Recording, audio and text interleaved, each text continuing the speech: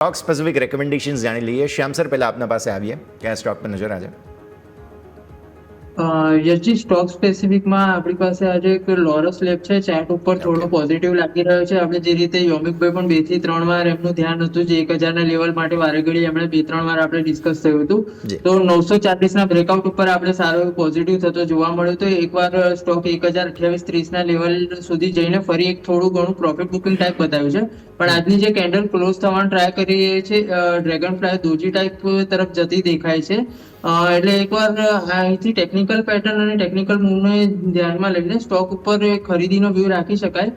Stock અત્યારે 985 ની આસપાસ ટ્રેડ કરે છે. 970 થી લઈને 980-85 ની રેન્જમાં બાય કરવું જોઈએ. સ્ટોપ લોસ 940 ની નીચેનો રહેશે. ઉપરમાં ટાર્ગેટ પહેલું 1090 અને 1150 નું સેકન્ડ ટાર્ગેટ રહેશે.